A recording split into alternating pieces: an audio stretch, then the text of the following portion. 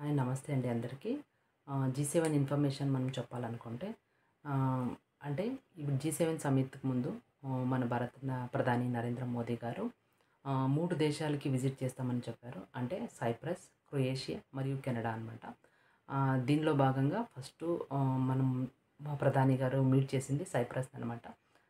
సైప్రస్‌కి after 22 years తర్వాత first time అంటే first 1982లో ఆహ్, ఇందిరాగాంధీ గారు వెళ్లారు. ఆ తర్వాత 2002లో వాజ్పేయి గారు వెళ్లారు. ఆ తర్వాత మన మోదీ గారే వెళ్తున్నారు. అంటే 22 ఇయర్స్ తర్వాత ఫస్ట్ టైమ్ సైప్రస్‌కి మన మోదీ గారనేది విజిట్ చేశారు.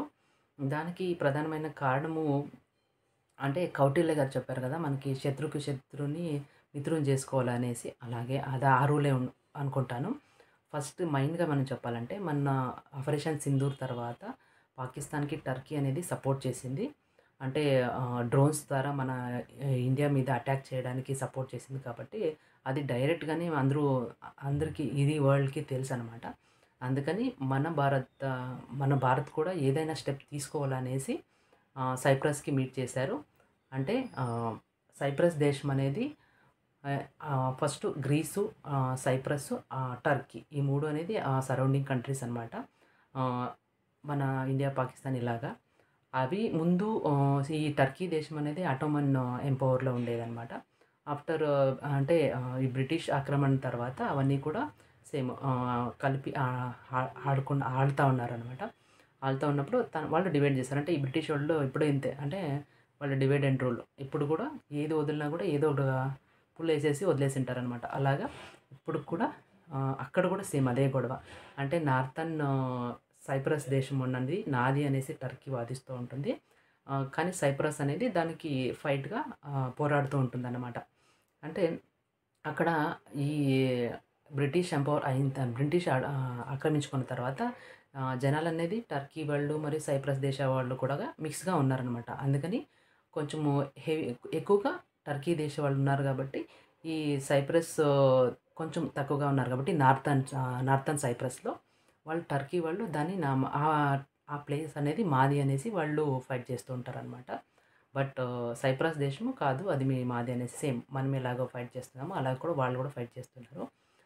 అందుకని అంటే ఇప్పుడు మనము వాళ్ళకి శత్రువు కాబట్టి మన సైప్రస్ దేశానికి మనము ఆహ్, స్నేహితులవ్వడం తప్పులేదనమాట. ఎందుకంటే శత్రువుకి శత్రువు ఎప్పుడు మిత్రుడుగా ఉండాలి అనేసి కౌటిల్య ఆహ్, గ్రేట్ ఎకనామిస్ట్ ఆయనే చెప్పాడు. Indian economist.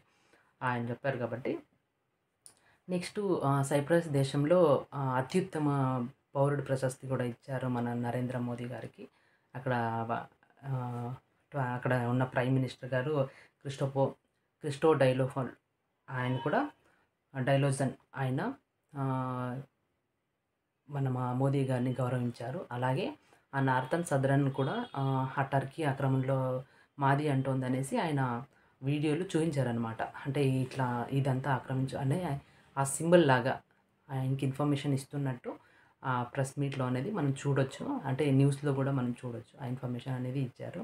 ఆ తర్వాత జీ7లో మిడిల్‌లోనే మన ప్రధాని గారు కూడా అటెండ్ అయ్యారు. కానీ ట్రంప్ గారు మిడిల్‌లోనే ఆ సభకి రాకుండా వెళ్ళిపోయారు.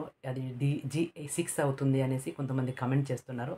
ఎందుకంటే ట్రంప్ అక్కడి నుంచి వెళ్ళిపోయారు కాబట్టి. అలాగే క్రొయేషియా గూడా విజిట్ చేశారు మన మోదీ గారు. ఆ తర్వాత ట్రంప్ గారు మన మోదీ గారిని రిక్వెస్ట్ చేశారు.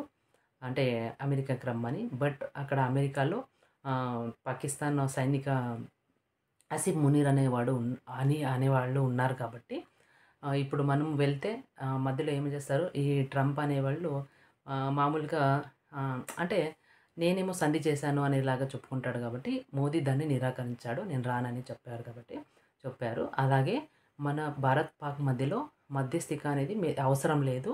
మేము చూసుకోగలమని కూడా మన ప్రధాని మోదీ గారు చెప్పారు డైరెక్ట్‌గానే ట్రంప్ గారికి.